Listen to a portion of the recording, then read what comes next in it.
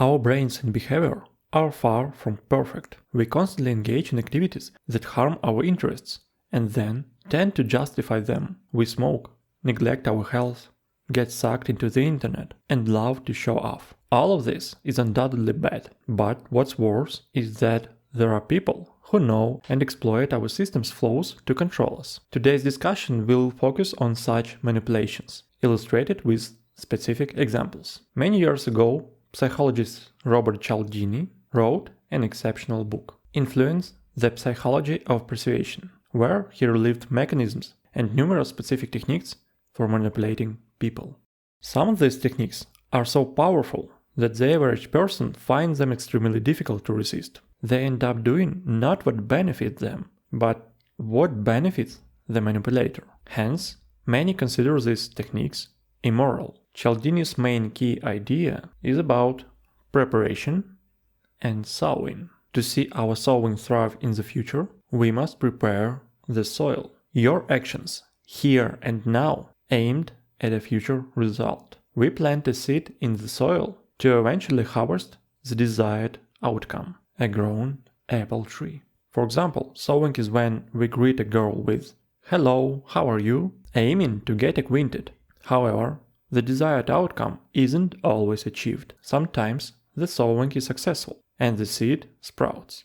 We get acquainted, but often the girl may refuse, rendering all efforts futile. Why did the sowing not work? There could be many reasons, but the most common and popular reason is poor soil. The girl's initial attitude towards the young man is unfavorable. Maybe she's in a bad mood. Perhaps she broke a nail today. Or maybe she's tired because 20 guys like you approached her before. To get the girl react correctly, her attitude must be properly prepared. And that's the trick of the method. To ensure the seed sprouts correctly, the soil must first be properly prepared. In short, our system's flaws are not bugs, but features. To process information quickly and make decisions, we must simplify this information and use templates. This saves time and cognitive resources. However, everything has its price. Those who understand how these templates work can make the right sowing to achieve the desired result from us. This is manipulation. Let's consider specific examples. Imagine a young man wants to approach a girl in the city to get acquainted. Can he somehow increase his chances of a favorable response? Scientists tested numerous city locations to study their effectiveness. They found places where girls were more likely to respond positively. Guess what place it was? Not a casino, restaurant, or sports club, but near a flower store. If a guy approached to get acquainted against the backdrop of flowers, his chances significantly increased. Why?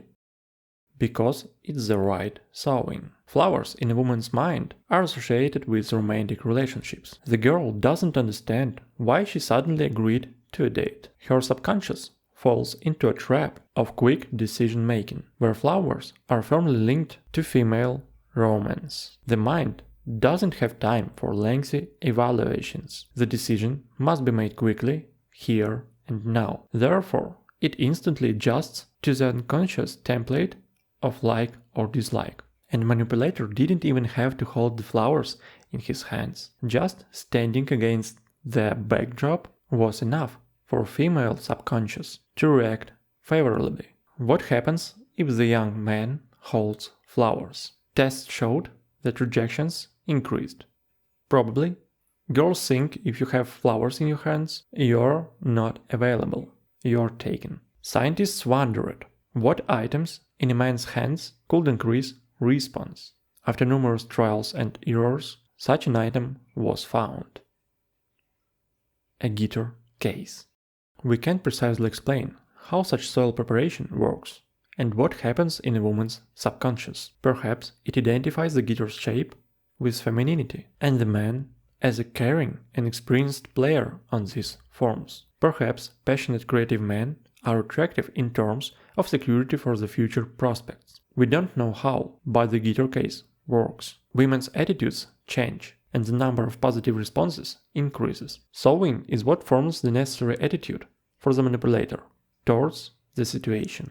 Depending on the goal, a completely different attitude can be formed. For example, if you're selling an expensive product, don't focus the customer's attention on the price. It will be painful for them. Instead, focus their attention on comfort and quality. But if you're selling a standard product, focus on the favorable price. The soil always adjusts to the sowing.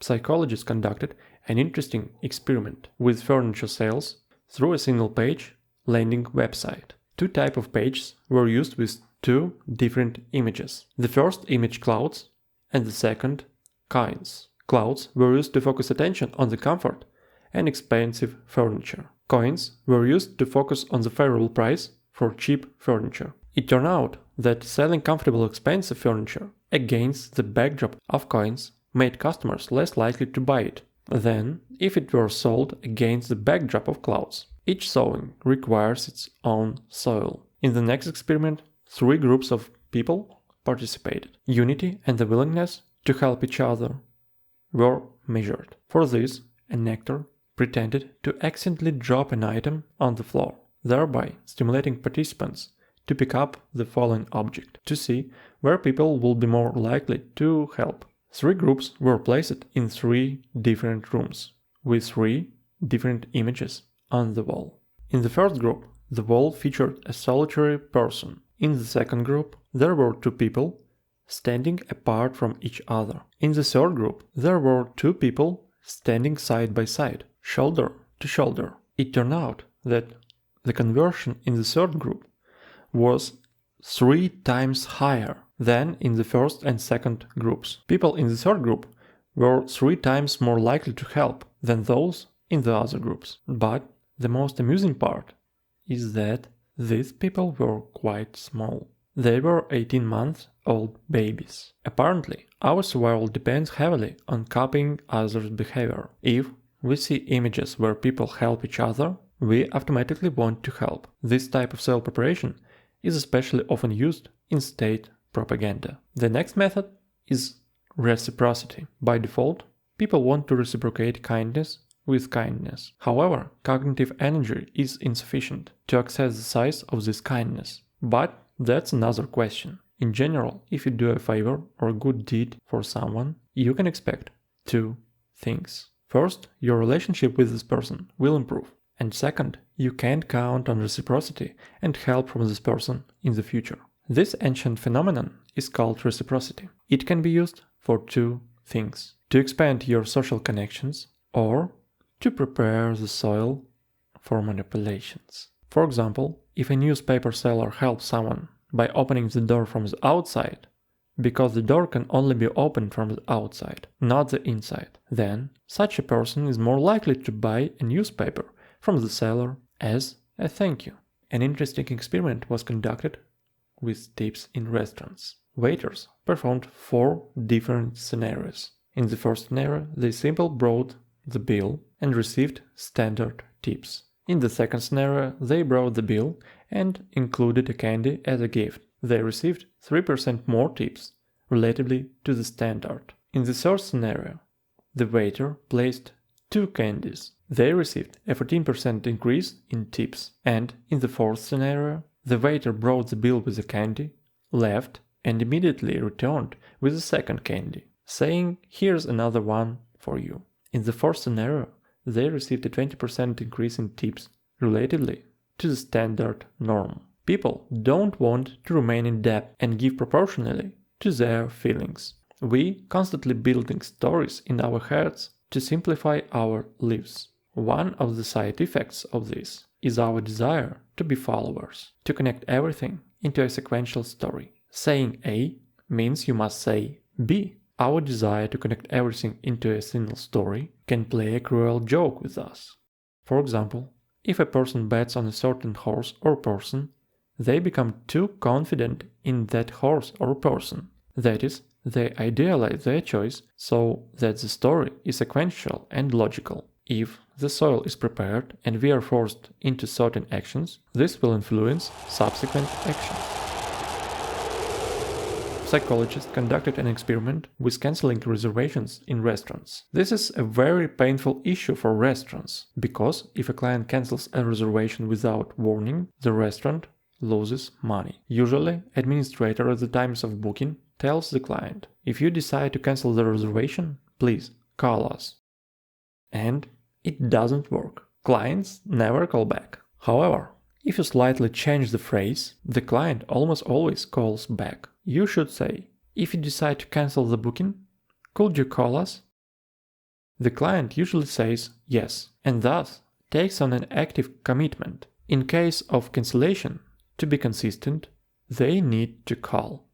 And they do. Many dislike it when I call people animals. When I say we are social animals. We want to believe we are special. We are not like the rest of the creatures on the planet. We are special. So we can kill them, eat them, make steaks out of them, and so on. We love all. Okay, to not upset you too much, we are social beings. For hundreds of thousands of years of evolution, for survival, we had to learn to adapt to the opinion of the crowd around us. Our survival depended on it. This phenomenon has a very powerful side effect. Our default setting is that the majority is always right. Therefore, for example, if all cars pass by a car accident victim, no one wants to stop to help. If everyone looks up, we also want to look up. Such settings allow us to be manipulated through social proof. If we are deceived into thinking that the majority does it, then we will want to do it too. The British Tax Authority prepared and tested the soil for its taxpayers. They sent 3 different letters to stimulate tax payments. The first letter was a scare tactic. Pay or we will jail you. In this case, the conversion was 67%. They got scared, paid taxes, and submitted their declarations. The second letter said, pay taxes because the majority of Britons regularly pay taxes. The conversion increased to 74%. The third letter said, pay taxes because the majority of people in your city regularly pay taxes. The conversion was 83%. Why was the conversion in the third letter the highest? Because the experienced manipulators from the British Tax Authority use the most powerful social proof. Pay because the rest around you are doing it. Those most susceptible to manipulation are those who are sure they are not, thinking they are tough, conscious, and it won't work for them. In reality, we are all susceptible to manipulations because most of our life processes happen unconsciously, on autopilot. Accordingly, all these models I've talked about work. Because we don't think deeply. We just feel and we can be manipulated. However, it's not always bad. For example, if you tell your son, don't smoke because astronauts don't smoke, it's manipulation. But who said it's bad? The most important idea of today's story is about soil and sowing, not about specific methods. If you understand how it works, success awaits you in the future, because you can do many good deeds, but if you haven't prepared the soil, then it simply won't work. In this video, I explained how any of us could become a genius with just one action.